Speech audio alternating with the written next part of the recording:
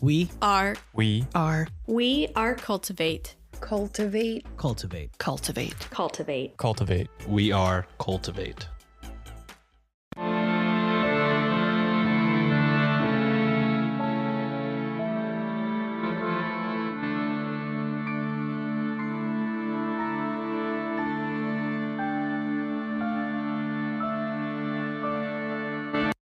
Hello and welcome to Ye Olde Crime, where we discuss the funny, strange, and obscure crimes of yesteryear. I'm your host, Lindsay Valenti, and joining me today is a very special guest, Nicole Von Germeten. Trained as a historian of Spain and its global empire at the University of California, Berkeley, Nicole's research has taken her to dozens of archives and libraries on 3 continents. Her first 2 books investigated African populations and their social and religious organizations. More recently, she has written 5 books about the history of crime and policing in Colombia and Mexico. And today we'll be discussing her work, Death in Old Mexico, the 1789 Dongo Murders and How They Shaped the History of a Nation. Labeled The Crime of the Century, these events and their aftermath have intrigued writers of fiction and nonfiction for more than 2 centuries. Using a vast range of sources, Nicole recreates a paper trail of Enlightenment-era greed and savagery and highlights how the violence of the Mexican judiciary echoed the acts of the murderers. She is an associate dean in the College of Liberal Arts at Oregon State University and has written extensively on the history of crime, violence, gender, and sexuality in Latin America. Nicole, welcome to the podcast. Yeah, thank you so much for that very nice bio. I appreciate it. Really on point. Excellent. It's almost like I wrote it myself. Yeah, we'll just say you did. So, before we dive too far into the interview, would you mind sharing with our listeners what got you interested in exploring the topics that you cover? Yeah, I took Spanish going back all the way to middle school, and my family were always big readers. I actually took Spanish because my sisters took French, and I just didn't want to be like them, my older sisters. So it really started from that, as so many things in my life have originated from sister competition.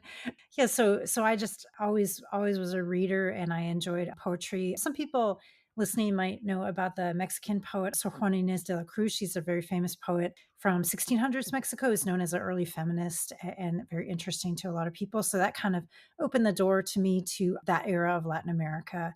When I was in grad school in the 90s, I think maybe because of the 1492, 1992, 500-year anniversary, Latin America was kind of a booming field to get into. So Latin American history was kind of booming. So that seemed the best path, like the best way that I could get into a good graduate program and with a good Sure. professor and mentor, that kind of thing. So, as I mentioned at the top, we're going to explore the story of the Dongo murders. Can you tell our listeners who Joaquín Dongo was? Yeah, so we're in 18th century Mexico City, and that is a time of incredible wealth for Mexico City. It's the capital city for the massive geographic space called the Viceroyalty of New Spain. So Don Joaquim Dongo is a very classic figure of that era in terms of being an international merchant. So he's from Seville, and he's living in Mexico City for his whole life. And what Mexico City has access to is enormous silver wealth. So he's able to trade in silver from Mexico and basically be an international merchant. So he's also very powerful in the government in different kind of subtle, complex ways. He's not a government official, but because he's such a wealthy merchant, he is influential, and he's also powerful in the church. So he's basically like the perfect 18th century Spanish man living in Mexico City. He's rich, he's pious, he's powerful, he has a nice home, he takes care of his family, these kinds of things. The way the case was investigated was very interesting. So, would you share what life was like in Viceregal New Spain? Yeah, I mean, if you look at Mexico City, it's kind of hard to know the exact number of people living there, but it's at least 130,000. And to put that in perspective, all the cities that we think of as older cities on the East Coast of the US were barely 10,000 people in those days. So Mexico City is by far the biggest city in the hemisphere, just like it's the second biggest today. It's always been one of the biggest cities. So this is a massive urban area. It's very diverse. It is still, lots of people don't realize this. Mexico City in 1789 is still over half indigenous people, basically the descendants of the Aztecs at Hmm. Tenochtitlan, right? So it's still a very indigenous city, but it's also very European. There's huge buildings, there's a huge cathedral, there's a government palace, there's a lot of exchange of goods from Europe and also from Asia. There's a very wealthy class of merchants like Dongo and government officials. There's a really active theater that has shows every day. So it has a very active nightlife. There's a lot of drinking establishments. Hmm. It's kind of violent, but it's also, people, there's also music and dance and all kinds of things. And so that's the capital city. And then, of course, the viceroyalty is really complex, mining towns, agricultural areas, all that kind of stuff.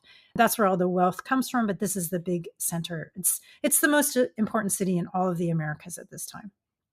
You know me and my names. Is it Agustin de Emparan? Yeah, that sounded fantastic. Yeah. He's an important figure in the investigation of this murder. Can you Mhm. describe his and Rafael Lucero's roles in this investigation? Yeah, so we have the Spanish imperial system and Spain itself have a extremely complex and, like, we could put in quotes, modern judicial system, but it is not the same as our Anglo common law system. So Hmm. how cases are decided are by a judge. So Emperon is the judge. So he's an important judge in Mexico City, one of several. And so he has his court where he adjudicates on important crimes like this one. He gathers the evidence, he interrogates the witnesses. There are lawyers and to help defend the accused, Hmm. but you don't have the extensive court structure that we would have now, and you do not have a jury. They have this one well-trained professional man who makes the decisions, and then the other person who's involved, Lucero, is also does a lot of the investigations, but he's the court scribe, the notary. So notaries are, here we would just go to a notary to get something, a stamp put on, Hmm. but their notaries are actually quite powerful officials. So that's a difference. So the notary and the judge are well-trained professional men who handle all kinds of cases, and this being a very important one. One thing that struck me as I was reading was the system that they used to send out the information about the murder, like to all corners of the country. Like that was crazy. Can you please like kind of explain what that process was? Yeah, a lot of readers have told me that they were fascinated by that because it's such a effective system. So it Hmm. was what they call a cordillera, right? So that just means kind of chain. So it's like, because they were so powerful in the center in Mexico City, and they knew the murderers might have ran out to the countryside, right? So how do you track them down? And these are small towns in the countryside. If some stranger came into town, everybody would know. You can think of movies Yep. about the West, like that. Yep. Picture that. So everybody's going to know if some strange horseman walks into, rides into town, right? So they send out a messenger. Basically, it's like a postal carrier, but it's just a messenger. And Hmm. he either walks or gets on his horse or mule or whatever and walks to the next town and contacts the judicial official and says, "Hey, there's murderers on the loose in Mexico. And we need to spread the word. We have to catch these people. If you see any strangers, if you see people who have weapons, who are coming to stay at inns, who you don't recognize, who seem to have, a lot of cash, all this Hmm. suspicious stuff, then send it back to Mexico City by order of this judge." And the judicial system was terrifying. The executions were enormous for capital crimes like this. It was a very terrifying judicial system at this time. So everybody in all these small towns, every like local petty minor official said, "Yes, yes, sir," and then they continued the Yep. Cordillera to the next town. And that would cover this very large geographic space that's also very mountainous, dangerous to travel in. There's a lot of highway robbery on the roads and trails and paths at this time. Like, the countryside is not pacified, it's violent. So Hmm. yeah, so they just spread the word and they got to all different corners of the viceroyalty. Like in some of the things you're saying, like they would be scaling these mountains, like you said, and then by the time they would get there, it's like, well, the case was already solved. But even still, like they had to go. And, Yeah. because if they didn't go, if they just said, "Oh, I went," and somebody found out, like, I'm sure they would get you mentioned the punishments, which we'll get to later, but yeah, it probably would not have been very good for the messenger to come Yeah. back early. We'll just say that. So let's discuss the murders themselves for just a moment. Can you Mm. share why this was such a shocking case based on the severity of the crime and the number of victims that were involved? Yeah, so we had Dongo that I spoke of earlier, who's extremely wealthy, extremely respected individual, well-known individual, right, with a great deal of honor and reputation. So people find out through, and I explain that, I try to go into detail into how people find out, but that one morning, Saturday, October 24th, 1789, people enter his house because, it's strangely quiet and seems unusual. People enter and they find these 11 bodies in the house. And that's Joaquín Dongo himself, who's actually 74 years old. So that kind of adds a certain sadness, additional sadness to this. He has 9 servants there, who all the people who work in his household because he's very rich. And then he has a relative who works as his cashier, who's also a mature man. So they're all killed the night before by machetes. So the and everything I use, I take directly from the documents. These are handwritten, like court documents that were written at the time, at the Mhm, moment of the investigation. So the documents are 230 years old, right? mhm. That I read. Yeah, so they describe these horrific machete killings, and my presumption is that the killers wanted to just do it really fast. So Yep. they just took their very sharp, strong machetes and just slashed at people's heads as quickly as possible and to silence them. Because, if you basically, this is a true crime podcast, so hopefully it's okay Yep. to Yeah, talk go ahead. about murder. If you basically cut off a person's head, they're not going to be able to talk Yep. and scream. You just shock them, slice off their head or a major part of their head because you're a strong man with a machete. Then you could just move on to the next person, and then you can steal this gargantuan amount of money. And Mhm, that's the crime. So when people enter, they just see 11 bodies that were slashed by machetes. Like, it's very extreme violence. mhm. It's not for the delicate stomach. The Yeah. descriptions. Well, and it's not something that would have been a common occurrence at the time, like, especially to the degree of how many people were slain in one spot. Like, that kinda struck me as, like, yeah, this is a big deal just because of not only how respected he was as a person, but the extent of how many people were slain along with him. Yeah, it was extreme, and no, they didn't have, as the people, newspapers and diaries and whatnot commented at the time, this was unheard of. They didn't have home invasions like this. It's similar today. Most violence was domestic, Mhm. or in their case, like I said, that, out on the roads because it's not safe. Out on the roads, Yep. there's no law enforcement. Yeah, so to have a home invasion, this is so brutal and shocking. And especially these are just servants, like, there's 4 women servants, and there's a Mhm. young messenger, it's not, these aren't like army, military people or anything. They're just Yeah, domestic servants and people like that. yeah. So, the Dongo case was the first real big murder investigation that came under the new viceroy. And I will let you say his name, but can you tell us a little more about him and kind of how he ran things?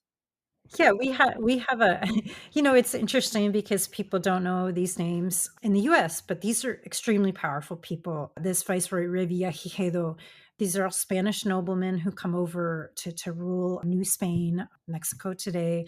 And his father had been a viceroy in the mid 18th century, so he kind of knew the ropes, and he was considered one of the most efficient and effective leaders basically in the 18th century America. So I include what's now the US. And he did tons of reforms. Because of these killings, he actually created the first kind of semi professional police force to patrol the city because there was this idea that murder and home invasions were common. And he also did a lot of different reforms to clean up Mexico City, to make it what he viewed as like a nice European city. And of course, they were also on high alert for things going on like the French Revolution, the Haitian Revolution. There's a lot of global politics that were really important as well. So this was a really big job, Yeah. you know, Yeah. an important international leader. Well, yeah, and especially to come from a family of viceroys to kind of like, you don't want to be the person that comes in and isn't good at his job, you know? Like, especially if like your dad did it before you. What a way to come in to have like this murder investigation, like pretty much right after you start. And you said in the book, because of the investigation, that's how a lot of the people found out they even had a new viceroy because of this investigation. Yeah. So, as you kind of hinted before, like the judicial system in Mexico City at this time had like a lot of different moving parts. So, can you explain sort of what the different branches did? So, like the acordada, for example. Yeah, your listeners are going to be. This is really obscure information, so they're going to know more than any of their history teachers, which they should. Everyone listening out there, you should be proud. So yeah, there's the Spanish Empire.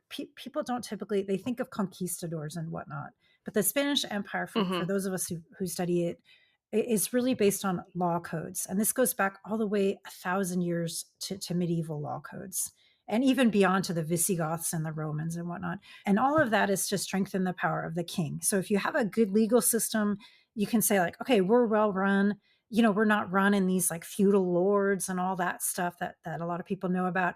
We're organized. We have a judicial system. So basically, they have in Mexico City, they basically have their Supreme Court. It's called the Audiencia. It's just very similar to our Supreme Court. That's one of the courts. They started this new court, the Acordada, which is a terrifying court that has hundreds and hundreds of executions right there in the central city Yeah. square. Yeah. And like I said, they're really upset about highway robbery, bandits. And they rightly so. That's a scary thing. They're a trading empire, so if you can't go on the roads, it really makes it difficult to do your thing. Hmm. Don't forget, it's not in the book very much, but don't forget they have a local tribunal of the Spanish Inquisition too. So that's there too. You got to remember the Spanish Inquisition, right? And they have other Yeah. church courts, like that. There's church courts that talk about like what they would be their type of divorce, this kind of stuff too, more day Hmm. to day stuff. But yeah, the Spanish Inquisition is there doing its thing also. It's busy. I think I say in the book, it's shocking to me that these perpetrators would think that they could get away with this when people were getting lashed and drawn and quartered and whipped. Like Yes. Yes. they were really trying to say, the viceroys, including Revillagigedo, was like, don't don't commit crimes. Like the to put it like they would, the vengeance of the state will come to get you. Like we are Yeah. vindictive, and we're not kidding. So that's why Yeah. who would it just shows the audacity of these men to think that they could get away with this. And since we're on the topic of these punishments, Mm. like, in addition to the different ways that people could be executed, which there was the 3 main ways, which was or I think the 3 main ways, which was your hangings, your garrotings, and burnings, which horrifying, and the burnings was, like, the lowest, and that was for, Yeah. like, sodomy and bestiality, which, wow, okay, like, crazy, and that they would kill, like, the animals too, like, that made me so sad, but, like and that's a whole other People thing. were sad. Yeah, people were sad at that time too, as you would know. Yeah, we historians are not as boring as people tend to think, because we're taking an interest in this stuff. Yeah, the people said at the time, like, "What did the animal do?" Yeah. It's dark. So those are the 3, like, execution styles, but the punishments that you could endure also were horrifying. You mentioned, your lashings, which it could be something where they're paraded down the streets and having these lashings done, and you made it sound like there were, like, specific days where they would, like, have parades of people doing it at the same time, like, so it wasn't just, like, a single person, it would be, like, multiple people being punished at the same time going down the street. Dozens, maybe dozens. Yeah. And I can't remember the term because I didn't write it down, but what's the one with the sack? Oh, encubado. Yeah, encubado. Can you please explain that? Yeah, this is how I keep my students engaged also. So the incubado is an ancient Roman punishment, and it's done for people who commit murder against members of their family. So it's like the worst people. Because, to be clear, like these Dongo killers and people who are incubado, the punishment of the sack, these are bad people. These are not like I stole a loaf of bread, that kind of thing. Yeah, It's yeah. bad people, right? So they say, well, you knew you're gonna, there's gonna be vengeance. And so yeah, when you're incubado, that means you're put in a sack with something like a snake, a dog, and a rooster, and Mhm, you're enclosed in a sack, and then they throw you in a body of water. mhm, And it's not clear if that's you die from that or if it's just a phase, and then people, a diarist that I refer to, a man who wrote a diary for many years, a palace guard, he described these punishments, but he didn't really put them in order. mhm. So I'm sorry again for your listeners to be gross, but like, if you're incubado, if you're thrown in the sack and then you're additionally drawn and quartered, like what happens first? That's Yeah, not really clear. And then you're hung. Like they doubled down, tripled, quadrupled down out of vengeance, out of pure mhm. vengeance. So there were people who had all those things. And then yeah, why not throw in burning at the end too, after you're Yeah, already dead? yeah, And yeah. the other favorite thing was, of course, and sorry to be so gruesome, but the other thing was to, No. display body parts. Like, I Mhm, mean, that's very classic from the insurgency era of the 1810s, just 20, 30 years later, where the insurgents, very famous insurgents, their heads were put on a pole or hung from a cage and just hung there because it's like, hey, don't have an insurgency against us or this will happen to you. That's the mhm, point. It's always very public. It's not secret like more what happens today. It's very public. I mean, in the US. And that's the example. It's a fear tactic. mhm, Open, very open, just like you might see with the French Revolution and the guillotines and all the crowds that you would see mhm, in movies, and that kind of scene is what's going on. And so if you think about it, that's the same time period. It's the exact same time period. So mhm. justice was harsh in the 18th century. Yeah. You wouldn't wanna that's a time period I wouldn't wanna go back to. Like, we'll just say that. Like, if given a time machine, maybe avoid that section right there. Like, no thanks. Or to be a nice quiet person in your house. Yes, I'm just gonna stay in my house and eat bread that I pay for, so no one will take off my hand or, whip me in the street. Like, Yeah. I'm just gonna be quiet and keep to myself. So Yeah. That's what they wanted, right? yeah, exactly. That's how you keep people doing what you want them to do. Yeah, and the fascinating thing with this civilization, this society is these people were not scared because only 20 years later they had a massive revolution. So it didn't Mhm. work. Like that to me just shows how tough people were in that era where they're like, yeah, we're sick Yep. of this. We're actually going to take the risk. Well, I mean, if you saw violence like that every single day, at some point you get tired of it, you know? Yeah, I Like, think so. Yeah. so going back to Dongo, Mm. tell us about the break in the case, the drop of blood.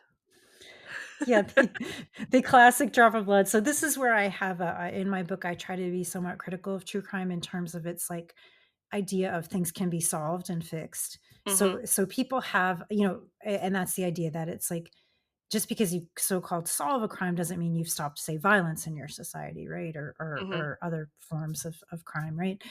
Yeah. So that one of the perpetrators, man, in his 40s or so, called Aldama, who was actually a Basque man. He was from the Basque area of Spain, País Vasco. He was your It's quite fascinating to me. I was listening to the audiobook just to be sure I remembered my own book as I prepped for this interview, since I wrote it, about a year and a half ago or so. He was oddly fascinated with law enforcement, just like they talk about today, and mhm, criminal minds and whatnot. So he was on the day after the murder. The murder happened at maybe 9 p.m. on a Friday night. On Saturday, he was walking around town like gossiping with his friends about the murder. And they were gathering because people were in the street like, have you heard, because everybody knew Dongo, and it's so atrocious, the crime rate. So he's just like chatting with his pals, and they hang out in the cemetery. So he's already kind of morbid, right? And he's Yeah. like, "Hey, what's happening? Have they found him? What do you think the rumors are?" And so there's a lot of volunteer, like the concept of say a sheriff who's volunteer in these older times, Mhm. traditional non-professional law enforcement. So there's a lot of these volunteer kind of deputy type men who are in the city, and that's one of the people he's talking to and asking, "Oh, what's happening with, the court case or whatever?" And this volunteer law enforcement official notices that there's actually a drop of blood, and this is what's very 18th century, on his hair ribbon. Because of course he Yeah. had a hair ribbon, picture Mhm. the images. I don't have any images of these people that are accurate from the era, but picture, men had kind of longish hair and they wore those hair ribbons. We've seen that in paintings and all that. And so, yeah, he had a fresh drop of blood. They said smaller than a lentil on his hair ribbon. And he was asking about the crime. And then lastly, which is, I think, probably the most convincing, was he had this guy, Aldama, had just been, now I forget the word, he had been found not guilty of another murder. Of course, he Yeah. was guilty of that other murder, but so he had been investigated. This is a repeat offender, right? As they say in true crime, right? Like he knew how Yeah. to do this too well, right? Yeah. And so because he had done it before, he was used to this. So he had been investigated by the court, by the acordada, and imprisoned and all that, and they found him not guilty. I guess they couldn't get enough evidence. I haven't read that particular court case, but they couldn't get enough evidence, and so yeah, he was let off. And so it's, he's a suspicious guy. This is a murder suspect roaming around town Mhm. with a drop of blood in his hair tie, obsessed with a new murder. That's kind of Mhm. suspicious. So Yeah. this volunteer brought that to the court, reported Mhm. it to the judge Emperon, who you mentioned before. Like, Mhm. I've got evidence, you're asking for evidence around town. Here's an important piece of evidence, or a lead, right? Yeah. A prime suspect or what have you, Yeah. right? Something wasn't right about this guy. Yeah, a lot of things are very wrong about him. Exactly. He's a bad dude, a very bad guy. Yeah. That's the perfect segue to describing the perpetrators of the murder. So there's three men who are responsible for the murder. It's Quintero, Aldama, and Blanco. Yeah, exact precisely, yeah. So can you give us kind of like a brief synopsis of who all three of them were and kind of how they sort of ended up working together? So these 3 men, they were what we call in the era, like, rogues. You know, these are rogues. These are not people your mom wants you to bring home, right? Yep. Blanco is a young man. He's about 20. He's also from Basque territory. So a lot of Spaniards are coming to Mexico at this time, 250 years after the conquest, because of the new discoveries of silver that are always happening, and it's so rich there. Hmm. So a lot of young Spaniards are still coming to make money, right?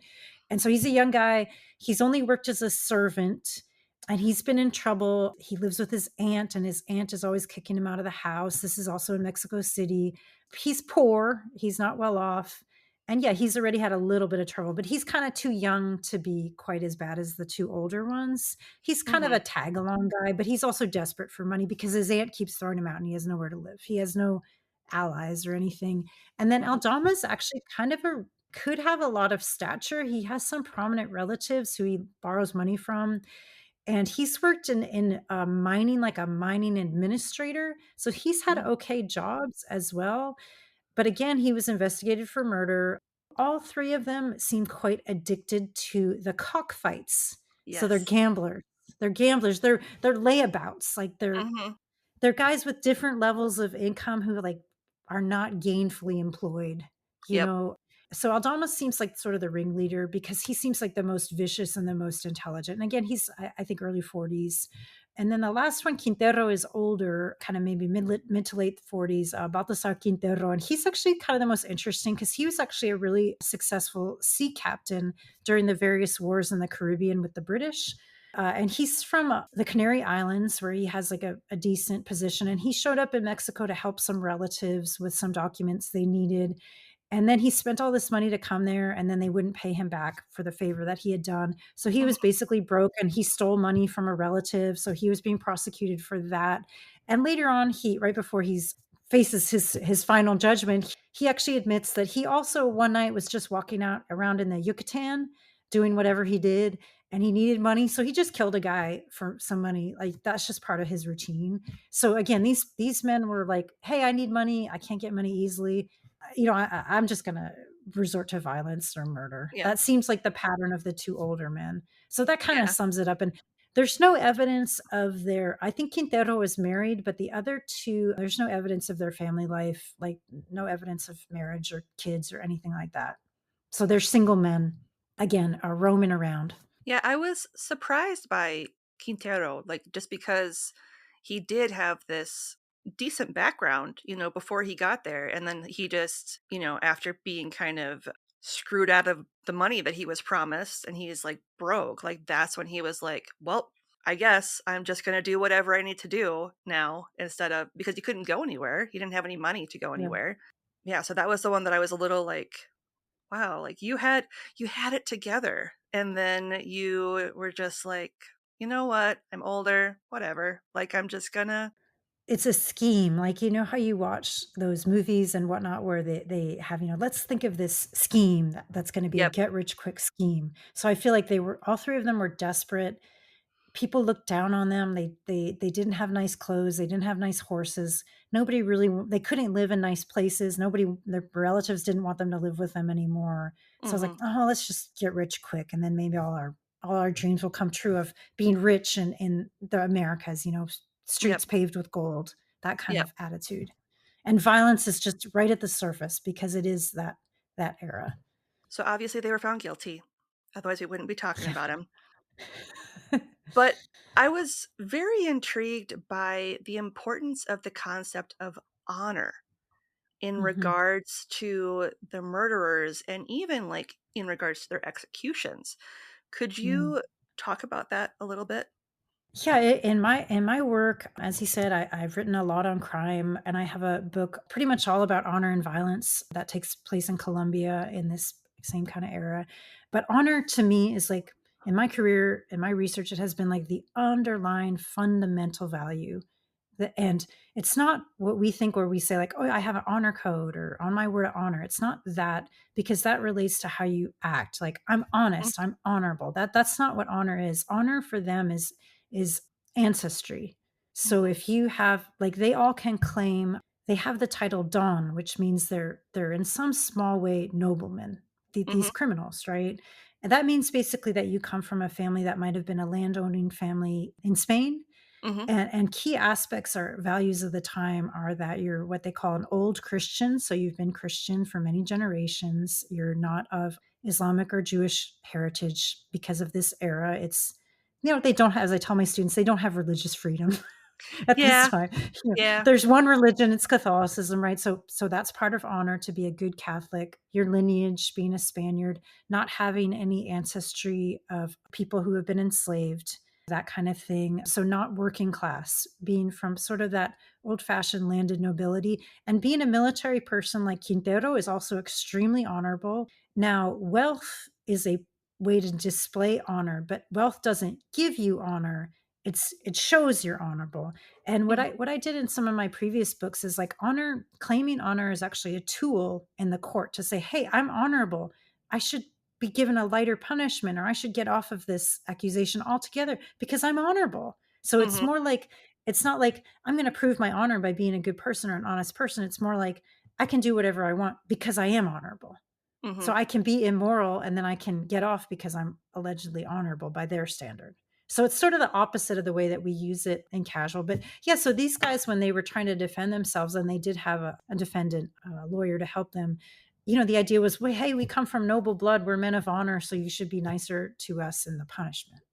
And Mhm. that's where like you were asking they weren't hanged, and this is like not always the case, but overall the idea is that death by hanging is less honorable. And so they were garroted, which I kind of had to look up exactly what that was all about, but they described it in the case files too. But yeah, they were garroted, which I guess the idea is it's a somewhat more dignified death to witness publicly in terms of your physical body. So that's the concept, that your physical body retains some integrity when you're garroted, basically strangled by a rope or a wire while you're sort of Mhm. sitting down attached to a pole. Mhm. So that was considered slightly more honorable. We hear these things about different ways of executions have different status. And this doesn't always hold true in the how it's carried out in Mexico City, but that's the general idea. Like you mentioned that in the book, like how people of lesser status were more likely to be hanged, but then every once in a while there'd be somebody who was like had more honor that they were being hanged, and then people that didn't have as much honor were being garroted, and it was like this weird the whims of whoever decided that day, like, well, I'm gonna have you do this versus that. Yeah. But it seemed Yeah. like the sodomy thing was pretty much solid burning. Like that was all burning. That's a whole other topic that I've worked on and lots of people have. And yeah, I mean, that's because by the standard of the time, it's always like the rankings, murder within the family is very bad, but a crime against nature is the Yes. concept, you know. Yeah. Yeah. So you're going against the natural order is how they would envision Yes. it at that time and place. Yeah. Yeah. Yeah. It just surprised me because to me, the burning seemed like the more severe punishment, but I guess murder seemed more severe as a crime. Yeah, it's not logical. What they're drawing everything from is the values of the family. So the family, Yes. the role of people within the family, right? So the Mhm. role of and again within honor, people think that there's this like this concept of like macho is very modern. These Mhm. these men were not quote unquote macho. They were honorable men. They took care of their family. That's what a good man did. He went to church. He took care of his family. He guarded his property. That's why this crime is so horrific because it was violating a man's kind of castle, so to speak. Mhm. And he couldn't defend himself, so that's so against their nature. But yeah, so some of these crimes against family or crimes against kind of like a sexual order or what have you relate to the concept like traditional family life, mother, father, kids, man being a protector, etc. It's just how they view their world should be, and that goes all the way up to the level of the king. So if you're Mhm. kind of going against family order, it's almost like you're going against the whole system, and you're almost going against the king himself. So Yep. that's how sort of in a brief way how why that would be so harsh. I You did know, appreciate that they did take people who committed acts of violence against their own family as a harsher punishment than acts against other people, like your highwaymen, types of crimes. Like that, I thought that was very interesting and also like I don't want to say good, but I appreciated that the crimes were harsher for people who committed acts against their own family. it's a very family values type of a place. Yeah. Yeah, like, it's weird to be like, "Yeah, that's awesome," but at the same time, like, it kinda was good that they took it more seriously, you know what I mean? Like, instead of just being like, "Oh, yeah, you killed your wife, slap on the wrist, we'll just take your hand away, it's fine." Like, that it was very serious. Yeah, because there were cases that this person who wrote the diary spoke of that were, say, a young person who'd killed his mother-in-law and his wife or whatnot, and they were extremely harshly punished. And it wasn't so they weren't they were valuing the family, and that fits within their system. So yeah, the thing is when you spend a lot of time studying the system, as violent and scary as it was, like the values are actually kind of logical. They fit Yep, together. yep. They're not surprising, you know? Yeah, And yeah, that's why this particular crime is so harshly punished because it goes against the values of being safe in your home and respecting a wealthy, respectable man who's always had a good reputation. Like all those things are accurate, and we would agree with them, I think, you know? yep, yep. And you keep mentioning the diary, so a great deal of Yeah. insights come from a diary that was written during this time. Can you tell us a Mhm. little more about is it Jose Gomez? I probably said his Mhm. name not right, but No, no, that's perfect. Yeah, that's a really good source. And there's in this for Spanish speaking areas of the world, diaries are not as common as like you think of, 18th century England or whatever. So it's yep, really rare to get a diary. It's unique and unusual to find one. So this one is readily available to read, printed, etc. It's in Spanish, of course. Yeah, so he was actually a palace guard, a halberdier. So that means he just sat there with that big pole and yeah, guarded the viceroy's palace, guarded the viceroy. So he was really on the front lines of seeing what was going on in the government and in terms of the judiciary. So he just reported all of them. He just took a diary for his own use for like 20 or 30 years, and so he just recorded all the stuff that he saw. And, you know, a lot of stuff that he recorded was just gossip and entertainment and weird stuff Mhm. that he saw around him, but it's a very valuable source. It really hasn't been used too much. Like, there's a lot of use people could still get out of that. That would be original for a historian to do. Yeah, it's super interesting. And I what I did was I went through that diary, and I'm pretty sure I'm the first person who did this, and I just counted all the executions that he spoke of and all the lashings and all that, because that's not something that's like really commonly talked about in my field. So, but it's right there for us to learn about. So we should. Mhm. So yeah, people who are listening to this, you're actually learning stuff that a lot of experts don't really know, because they don't look to this one source, you know, which Yeah. explains it all. I mean, it's a firsthand account of Mhm. what Mhm. it was really like. And yet, like you said, there's some gossipy things in there. Like there's some, oh, this is what I heard type of stuff. But at the end of the day, like it's an accurate portrayal of I saw X amount of executions. I saw X amount Mhm. of whippings. Like, and especially if there isn't as much documentation of that, to have this other source that's like, oh yeah, I saw blah blah blah blah blah. Like that's awesome to have that kind of Yeah. firsthand account of what happened during that 20, 30-year span of time. Yeah. It's really useful. Yeah.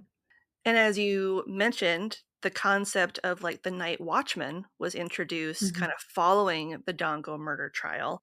So, compared to its European counterparts, who had been kind of like doing it for a while prior to it being introduced to New Spain, like how was the adoption of this system taken?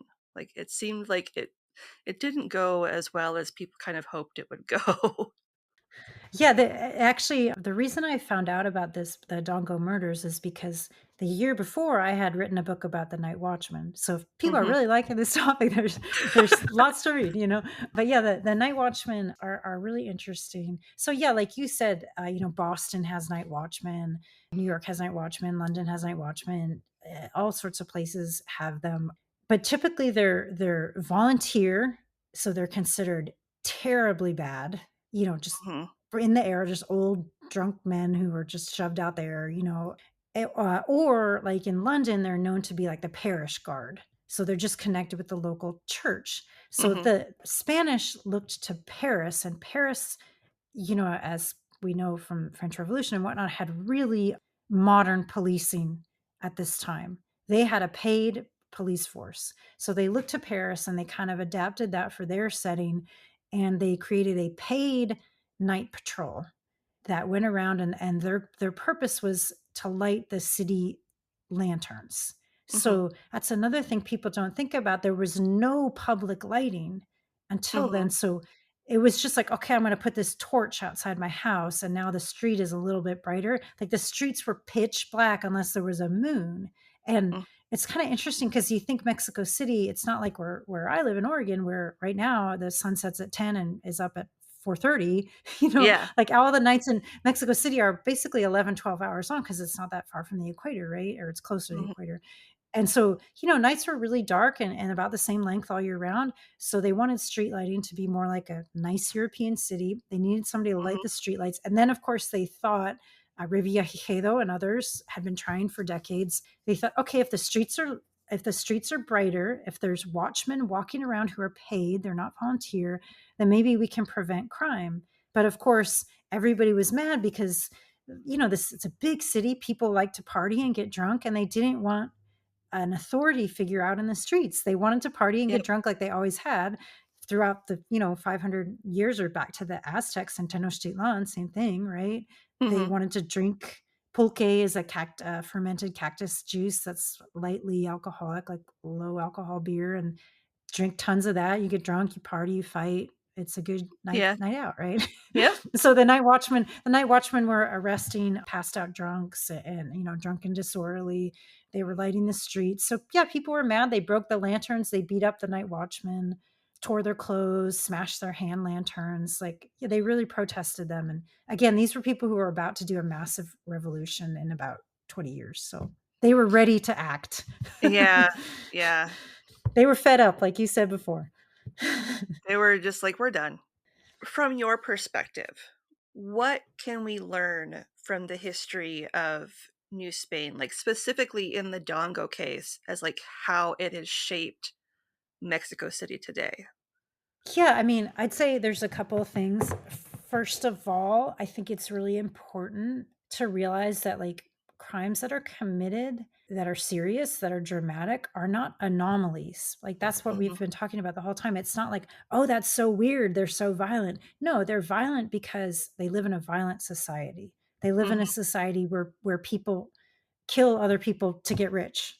Hmm. That's kind of how most of us would think of the Spanish conquest, right? So that's a value that they have. Of course, not everybody, but it is possible to have that value, just like it's possible in our society to commit horrific crimes because it's just exists in our imagination, right? As a Hmm. thing that's doable. And that's shaped by the world around us. It's not an anomalous thing like this freak of nature, right? Yep. So I think that that's an aspect to see like crimes are committed within a culture. So that's one lesson. Let me see. I'm trying to think. I know I had another one, but now it slips my mind. I mean, the other thing is, I always like to show people, like we've been talking this whole time, is that people think of Mexico as like very rural, dusty, whatnot. Not at quote unquote like advanced in this time period, but actually it was far more urban and had a lot more examples of urban life than what's now the U.S. So it was very urbanized and very sophisticated, and it was not run in a despite the harshness of the judicial system, it was not run in like a random way. It was run in a very orderly fashion.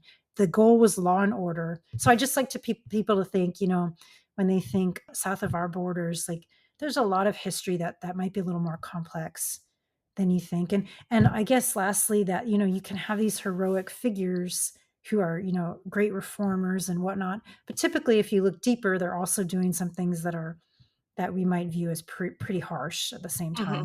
You don't want to put up any of these world leaders as like super perfect, heroic.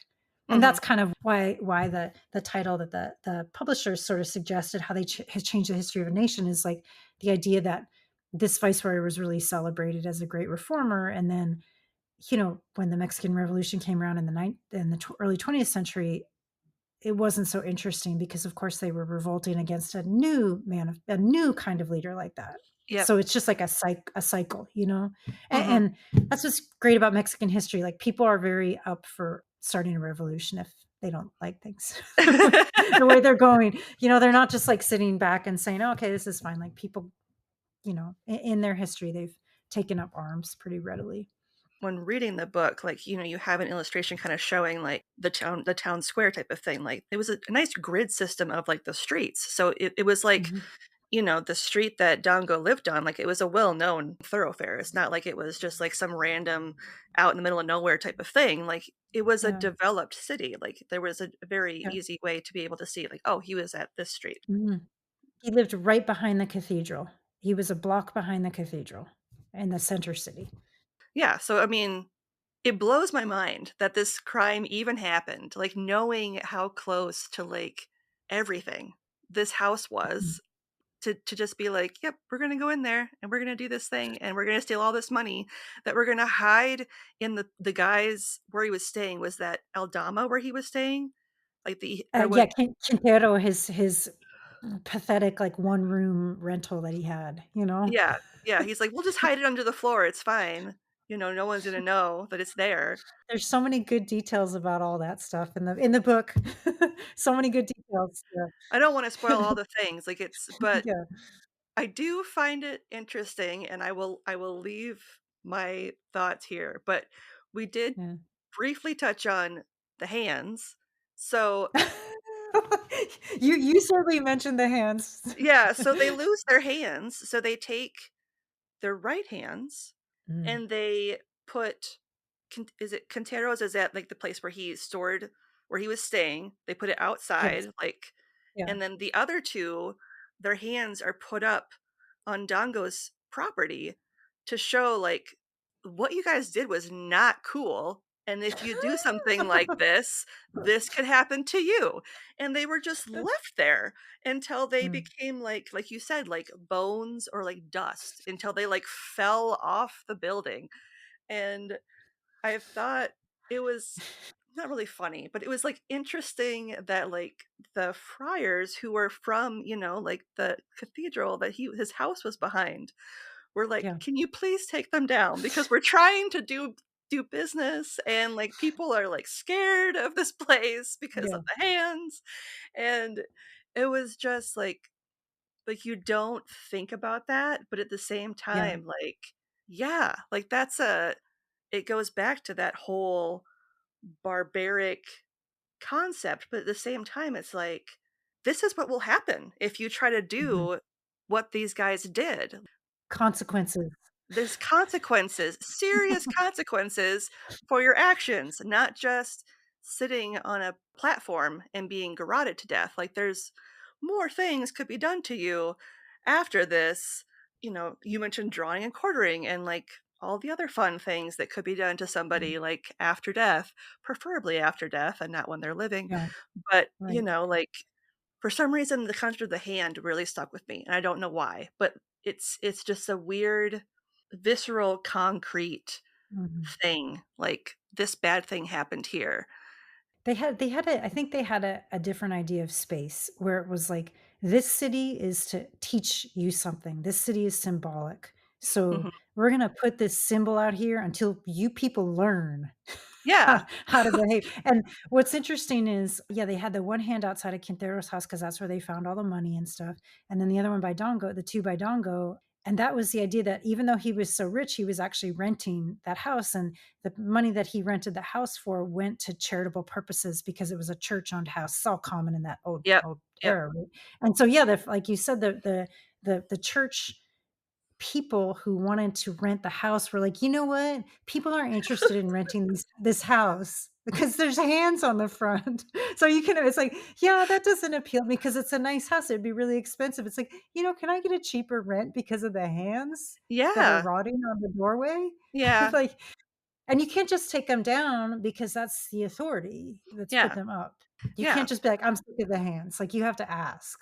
Yeah. It Because you it's would get in this trouble if is you took the hands down. yeah, this is what I love about my work because people you wouldn't know that material until you sit with the court case and go to the Mhm. very, very end, the last few pages where the people are like, "Hey, I have a little petition here. Would you mind like that's way 100 pages in at the bottom. So Yep. that's what's fun about being a historian is the only way you find those little details is to read all these files. Yep. And that then you get the little details that I think for people create this imagination spark of a Mhm. story. Yeah. That's why history's great, right? I am never lacking for content. We'll just say that. Like, there's always Yeah. something new and fascinating that I discover about history. Funny or not, it ends up like repeating previous themes or concepts from times before. So Yeah. it's like the saying, history has a funny way of repeating itself. But at the same time, like we learn all these new things based off of history and why certain Yeah. things are the way they are. Yeah. It more repeats like thematically. You Yes. know, the Yeah. themes are always kind of similar at humanity, right? Yeah. And sometimes like the way we do things is a little it changes, but at the core it's still the same. Like, Yeah, exactly. Exactly. Yeah. Yeah. yeah. So before we close, is there Hmm. anything else that we didn't discuss about the book that you would like to share with our listeners? I mean, I guess what I was trying to do, and I'd love people to give it a try. It is. I am an academic historian, so I'm used to writing pretty boring books, but I try not to. But so I this one I tried to make more interesting to any true crime reader. And I myself have read a lot of true crime where sometimes I get too bogged down in the details, telling the life story of the judge back 6 generations. Yep. And I Yep. thought, I've read true crime books about that. And I'm like, that's too much. So I tried to give like context and background, Yep. but I hope that I gave the right amount where it's like, oh, wow, I'm learning new things and not like, this is so obscure. So I tried to make that balance where it's like people could really learn a lot and really situate themselves in like a completely different world that they might not have imagined before, but like the right amount of detail, and then, of course, like we've talked about, there's plenty of violence and gruesome stuff. So, that's always exciting to read if you're enjoy that kind of thing. And obviously I wrote the book, so I'm not judging anybody out there who wants to get a little gory, and I like horror Yep. movies and everything too. Yeah. So, but yeah, that's what I'd say. It's like, true crime can be different things. And I'd love people to try to do like, hey, why not do an 18th century Mexico City true crime if you like true crime? Give it a shot. Yep. Yeah, You yeah, know? exactly. And kind of along with that, before we go, I want to give you a chance if you want to talk about any of your other works, do like a brief call out to any of your other books that you've written. I will be sharing a link to her website so you can go and check out the books that are available if you want to purchase copies. But just as we're talking, if there's any specific things you'd like to call out, because you mentioned the Night Watchman book as well that you wrote. So feel free. Yeah, I feel like the book that I've written, this one that we're talking about is kind of new, so I haven't gotten a lot of feedback on it yet. But the book that I've written that I've got the best feedback about is actually I published in 2013, and it's about the city of Cartagena in Colombia.